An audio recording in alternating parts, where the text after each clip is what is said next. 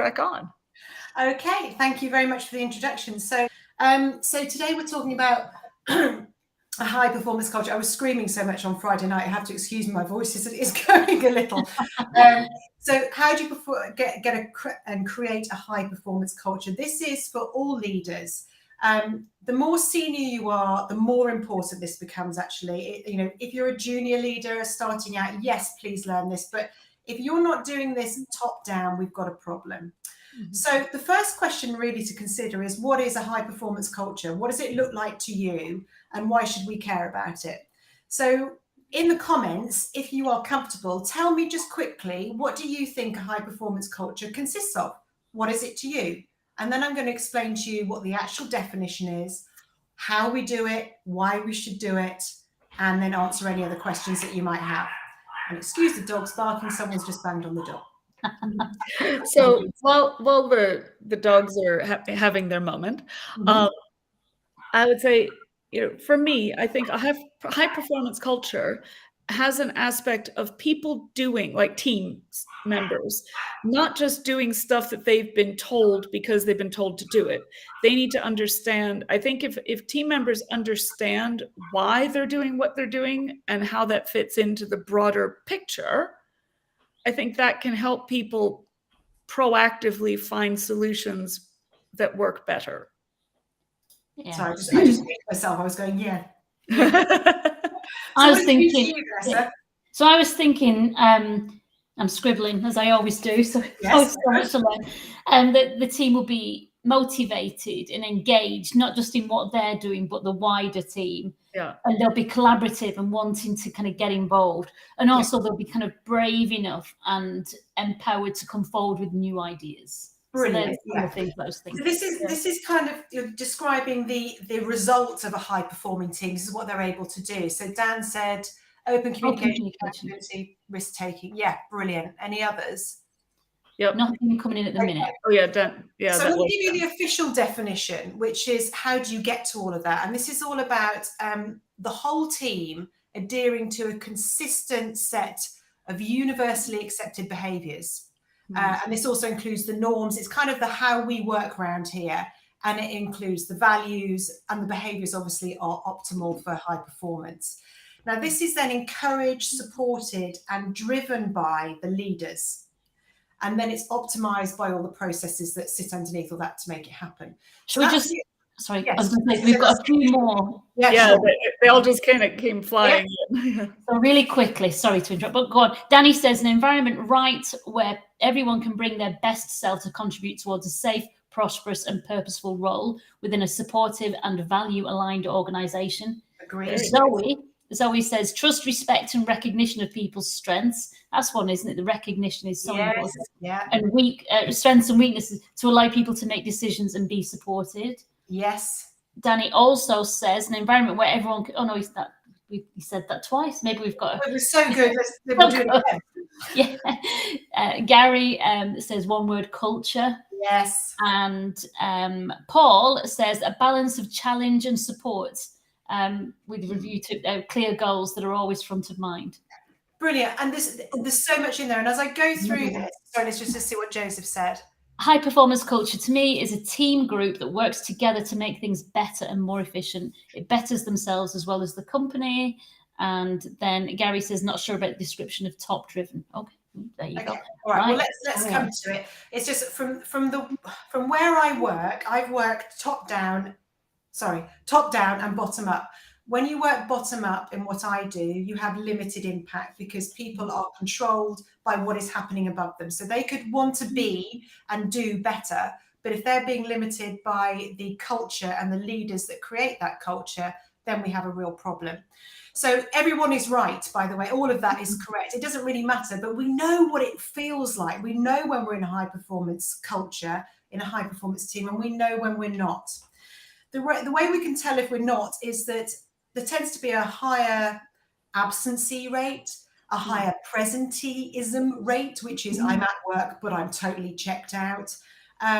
Lots more sickness as well. And there's a much higher level of mental health problems in organizations where the culture and the performance are just not optimal. In fact, they're probably awful. But so the better it is, the happier and healthier we are, the more fulfilled we are, the better our performance, high performance culture. But we've got to figure out how to do that. So when people are feeling more fulfilled, clearly they're going to be happier. They're enjoying it more. And we really mustn't underestimate the impact of this financially as well as emotionally, physically, and mentally. There was a study done recently, which a lady called Nadine Sinclair just posted out last week from Mind Matters, and it was done in 2021. And it showed the estimated cost of mental health absenteeism and presenteeism to European organisations was between 378, I'm just going to look at the numbers, and 469 billion each year. Wow. Billion. So this is just in Europe. So there's a lot more that we need to do. I know from the role that I'm in, and I see this all the time, leadership generally is not good enough. And I'm just going to be very clear about that. And it's not because people don't want to do a good job. They either don't know how, they haven't got the right support, or they're not being treated themselves the way they need to be treated, which is very relevant to this, so that they can be the top performers they want to be. So it's a big fact. I think that top-down aspect is really important, because if you could have the best middle managers in the world, but if they are handcuffed and limited in what they can achieve because upper management is not giving them the bandwidth or budget to do what needs doing, no, everybody fails at that point, no matter how hard you might try in that middle tier to effect change. You just won't be able to get the results you should be getting. And this is when the people that really want to do a good job and don't get browbeaten so much, they leave. They go and find somewhere else.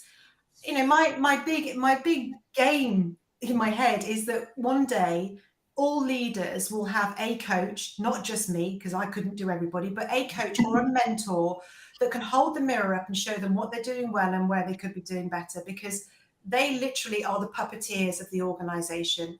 What they do, how they behave, makes everything go from there. But so to be a great leader, what do you need? You need to have self-awareness. You need to be self-confident. You need to be emotionally self-controlled. You know, all emotional intelligence, leadership style stuff.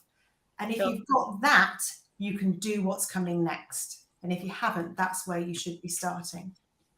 So if a leader is all that, if they are emotionally intelligent and they want to create that high performance team, where do they start? Okay. I feel really sorry for leaders, actually, because they're often chucked into leadership positions and then stay there without being given any support or any direction. Some people have some training, which is great, but it's an ongoing moving battle because you're constantly being pulled from pillar to post. So I've tried to distill it down into this. If you know this will put you head and shoulders above everybody else if you can do it as well as know it. So the first thing is, it's all about the 5 human psychological needs. For some of you, you already know about this. This is called the SCARF model. I've talked about it before, and it underpins a lot of the work that I do. Well, all of the work that I do with all of my clients. If you know how to help someone else feel great about what they do, they will perform better and they will follow you anywhere. So how do you do that? So the SCARF model is all about 5 things. First one, funny enough, is starting with S for SCARF. It's all about status. So if you can help me feel important and like I've done my job well, I will feel valued because I am valuable. So that's all about my status. So if you mess with that, I start to feel less fulfilled and my performance will drop. The next one is certainty. If I don't know what I'm doing, where we're going, why we're doing it, how I'm supposed to contribute towards it, guess what happens? I just wander around aimlessly and I'll do stuff that'll be wrong, or I'll do stuff I didn't need to do. And then I won't get the reward and recognition that I want. And then I start to feel less fulfilled. So status and certainty. Keep a note on these as well, because I'm going to do a little quiz in a minute. Very well, good, well done. The next one is about autonomy. Micromanagement kills fulfillment, absolutely kills it. So unless I am brand new and don't know what I'm doing at all, do not micromanage me, all right? This isn't just a personal plea. This is a plea for all humans. Let us have some control over what we do and how we do it. Obviously, there's an end game and there's a way that we work, but give me some flexibility within that to show my flair, to be me. to have some initiative, because if you take that away from me, my fulfillment will drop. The next one is relatedness. And this is all about feeling part of something bigger. When we feel on the outside of something and we're not part of it, it has a negative impact on us. We feel separated. And as humans, what we really want to do is be part of this group. Yeah. You know, you remember when you're at school, if you were part of a group and then they didn't want to be friends with you anymore, you know how it feels. Mm-hmm. Well, I did. We all remember that pain. Oh, absolutely did. Yes. You know, we've been there and we've done it to other people as well, but it really messes with our human psychological need to be part of something. So keep us part of something. You know, make sure if you're telling people things, you tell everybody. Don't tell Melinda because she's your favorite and then forget to tell me and Vanessa, because we'll be really pissed off. And that will affect what we do that day and probably for the rest of the week as well. Yeah. And fairness is all about recognition and transparency. So give us the recognition, the support, and the development that we need and want. No favorites here whatsoever. Yep. Keep us in the loop, keep communicating with us. Yeah, I saw a study once where it was actually quite fascinating. It was talking about how much of your brain is occupied if you witness or experience something that you feel is unfair, that your brain can't just let go of it, that it keeps on processing and trying to rationalize the irrational. Yeah. And in this experiment, they had some people doing maths problems, and they did once like a control set, like here's how long it took to do these set of math calculations. Then they had the people watching, it looked like a one-way, mirror type experience where someone was called into a HR meeting and sacked or fired for something that was completely irrelevant. Like, you're being sacked because you're a blonde, it's just something completely random. And of course, that was very unfair. And then when the people went back to do those same math problems again, they found their cognitive abilities dropped between 40 and 50%, because part of their brain was so fully engaged in figuring out this unfairness and saying, well, that couldn't have happened because it's not right. It's not fair. It doesn't make sense. So it really has a knock-on effect to the broader performance of everybody if they're seeing all this sort of bad behavior, doesn't it? It really does. It's a good point. And we need to remember that what we do to one person or how one person is feeling doesn't just affect one person when we're at work. There's a ripple effect. So if I'm feeling low and it's impacting me, it will start to impact other people, because we can't be in a peak performance state, which is what's required to be in a high performing team. You've all got to be at your peak performance to do that. So if we are not giving people what they need more often, and let's face it, we're not perfect, we're going to get it wrong sometimes. But if we haven't filled up the emotional bank account with all of this good stuff more of the time, it's very hard to take a withdrawal and not see an impact. Yep. And what you're describing in that study is people are in a threat state. This whole SCARF model is all about, if you are not giving the people what they need, the 5 human psychological needs are not being given, they go into a threat state, which means they cannot perform. It affects mental health, physical health, everything. It starts to bring us down if it goes on for too long. And the opposite of that is, if we are getting it, we're moving towards reward, which is a really positive, open-minded, engaged state where people have ideas, creativity comes into play, problem solving, issue resolving all becomes easier. So it's a no-brainer, but it's hard to do.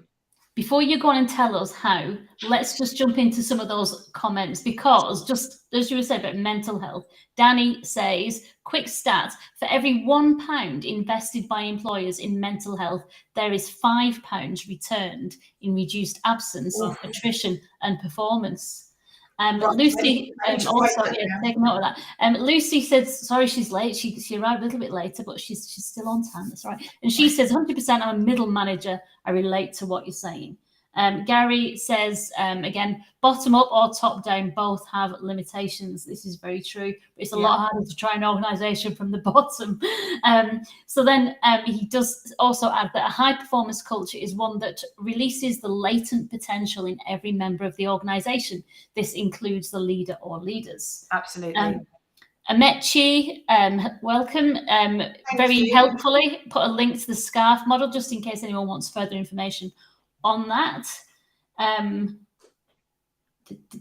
So then Waggy says, Iris, always a communication. I don't know if we've missed something. Maybe it is always a communication. I don't know, but yeah.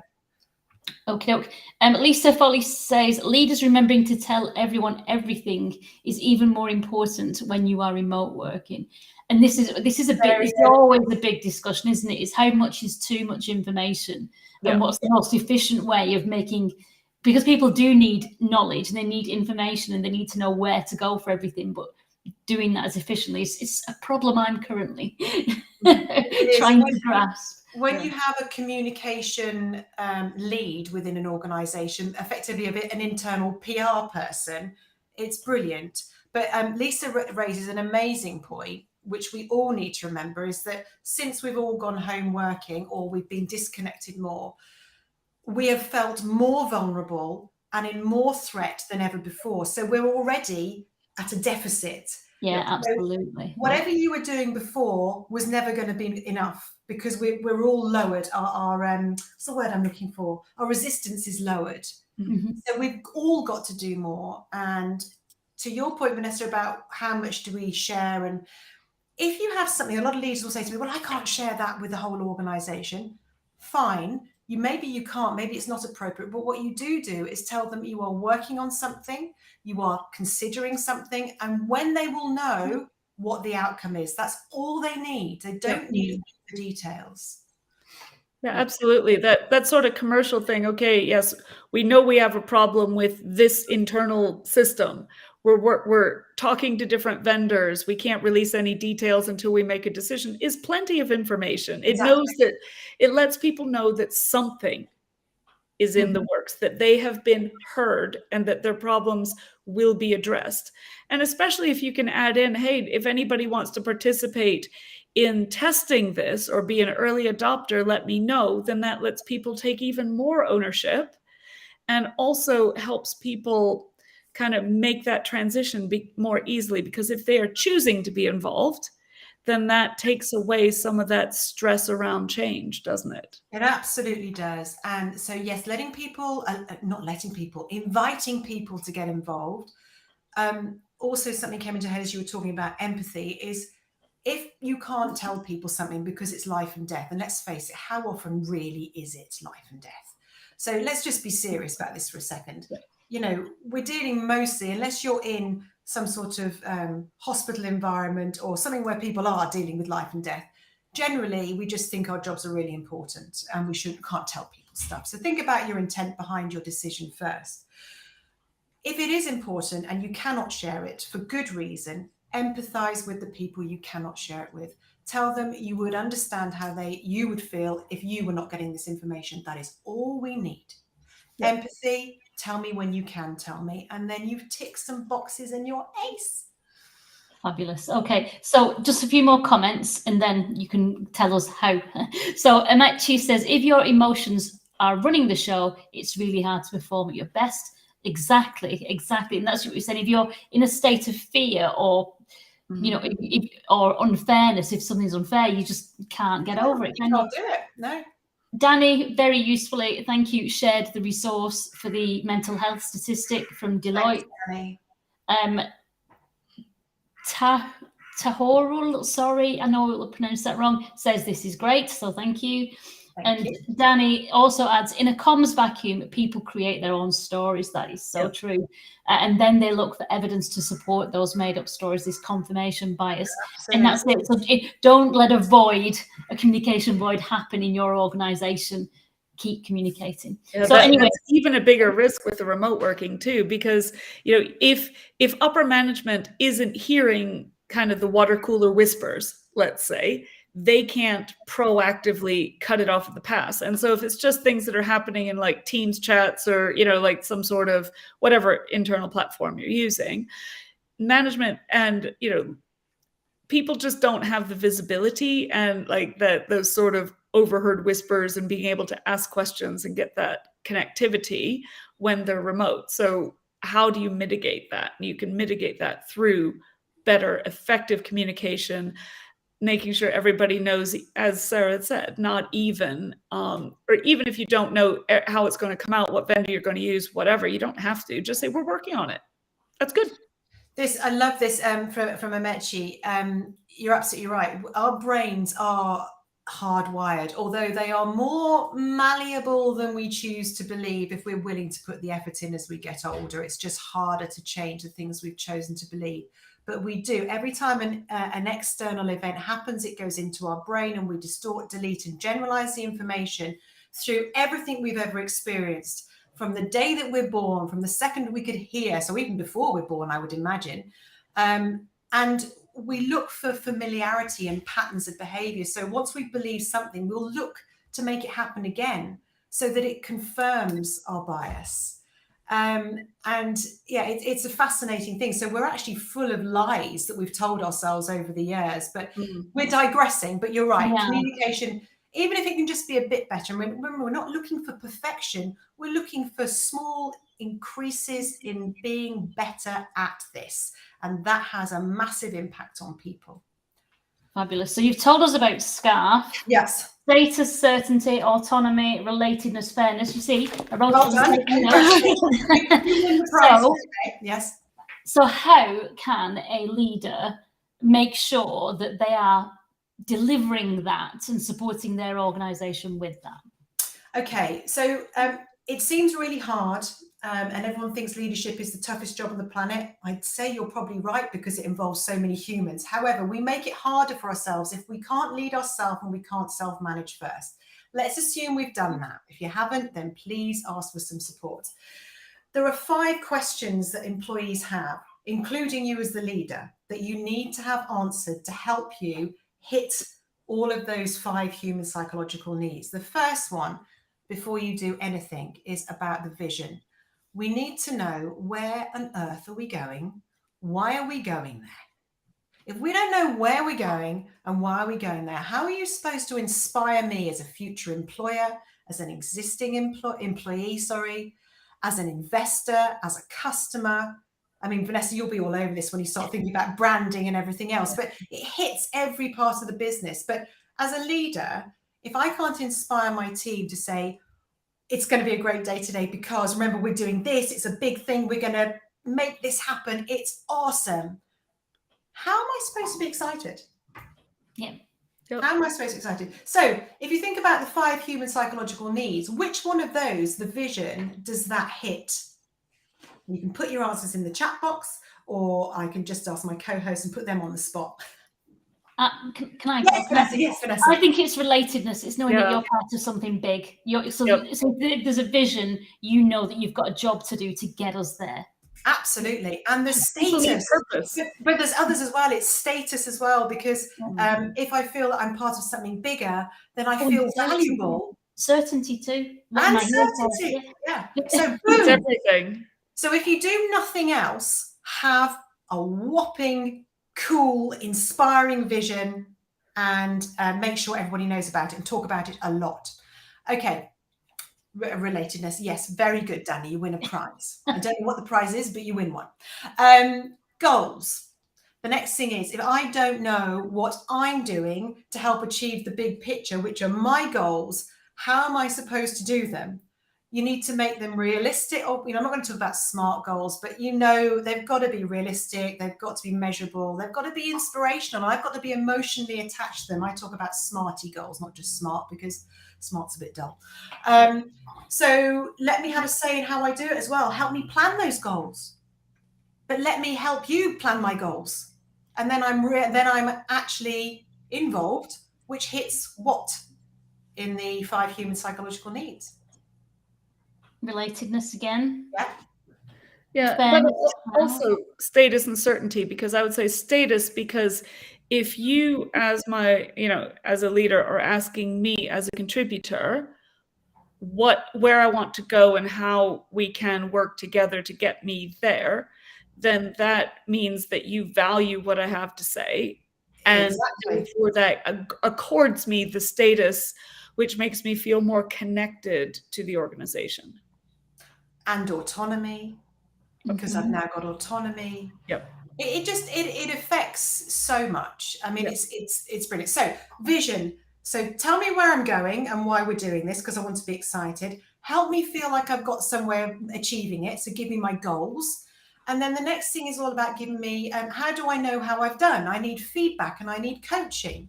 So if you're not giving feedback regularly and you don't know how to coach, you're missing a massive trick, because you may have excited me with the vision. I may know what I'm doing, but I haven't got a blinking clue how well I'm doing.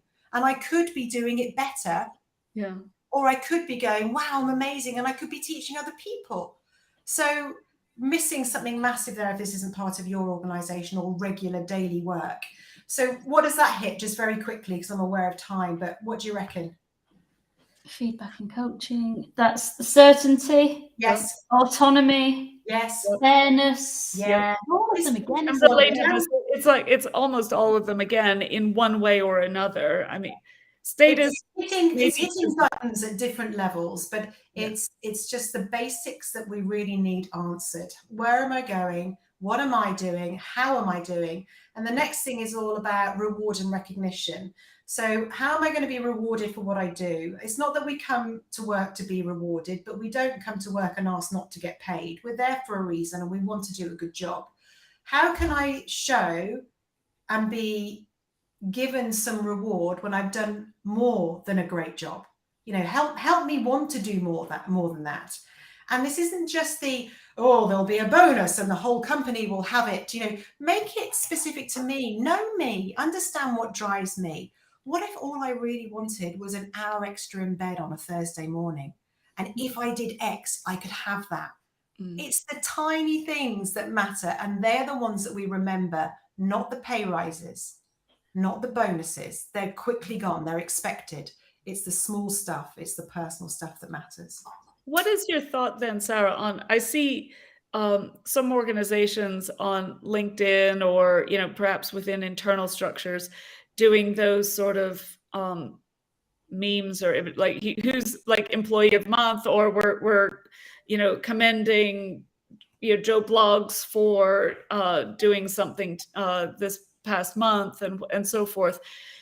Are those methods effective, or are they seen more as a bit shallow? I guess. Okay. What's the view on that? It depends on how you see it. I would love it. You might hate it. And that's got a lot to do with our difference in behavioral styles and preferences. So for an expressive like moi, put me on stage, put lights above me. I don't care whether I've done anything or not, just do it anyway. And I'll feel really special. You would probably go, no, thank you very much. I would rather have something else. Maybe it'd be a letter from the MD. Maybe it would be a nice fine bottle of wine.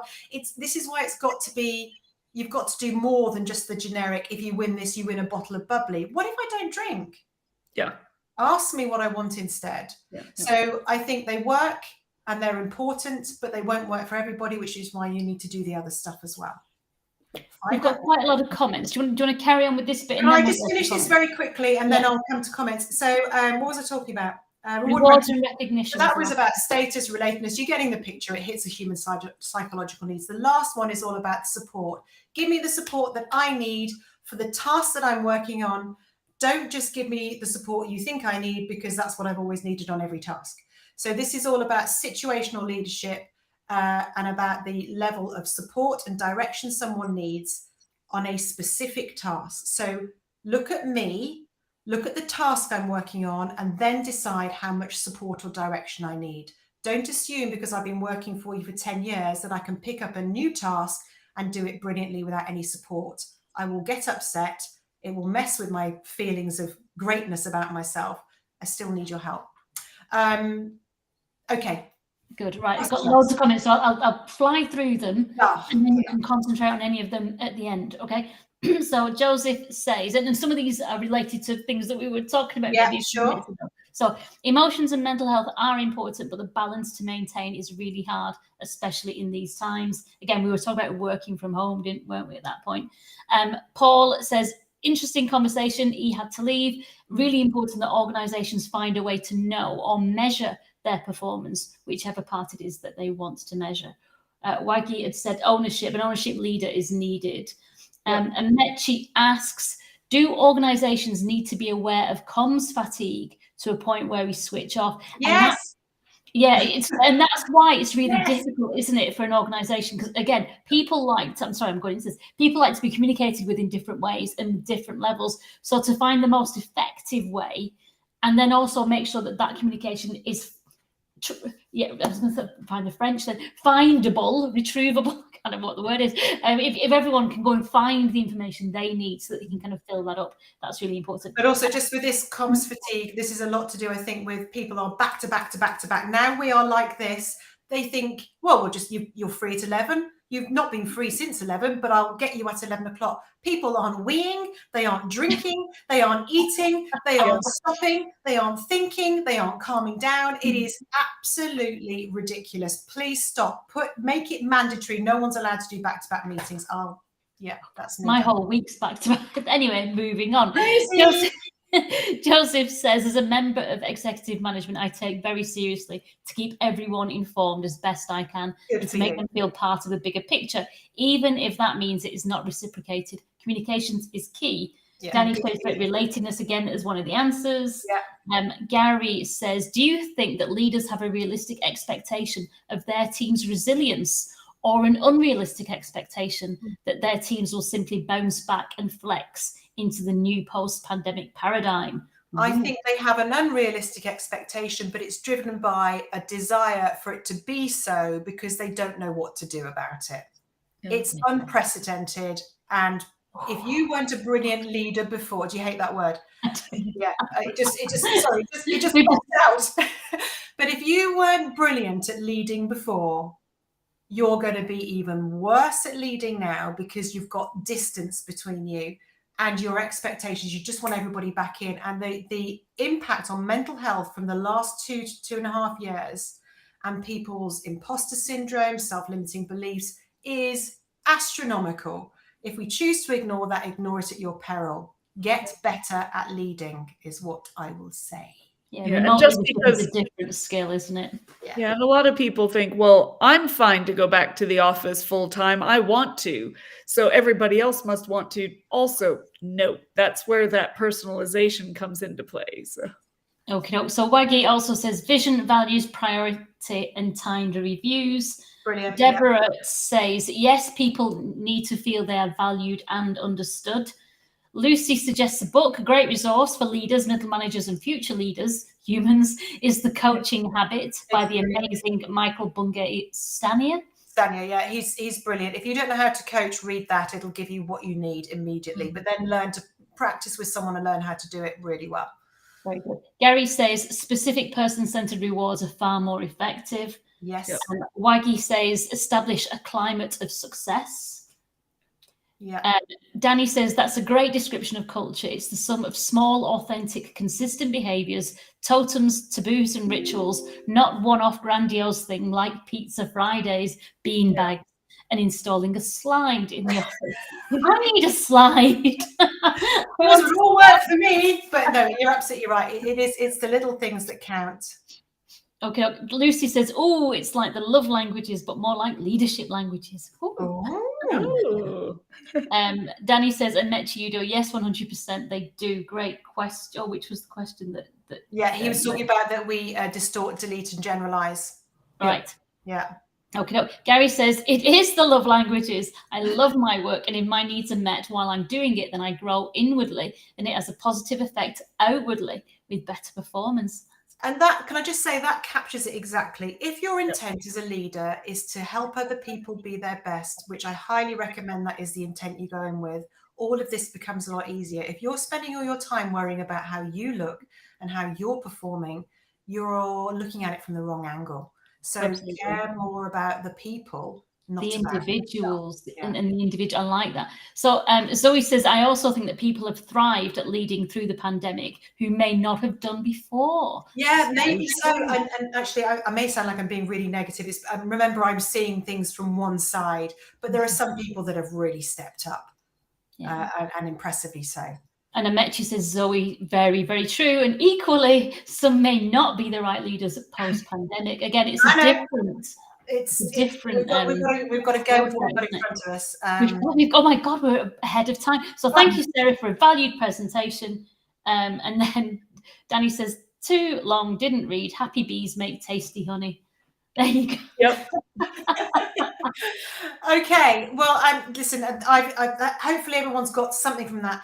If it all sounds too much, do a little bit of it. Start with the vision. Think about changing your intent. If you do that, you'll be so much better than many others are already. So it's the little bits that count. But yeah, thanks for joining us. Thank you. Let us know if you've got any other questions, and I'll do my best to answer them. If you pop them into the chat box, I will go in later. Thank you very much, everybody, and we'll see you next week. Thank you, Sarah. Who's on next week before we go? It's Melinda. Is it Melinda? Are you back? Is it you? Melinda's in the hot seat next week. So come and join us next week, and we'll see you all then. Have a great week, everyone. Bye, everybody. Thank you. Cheers.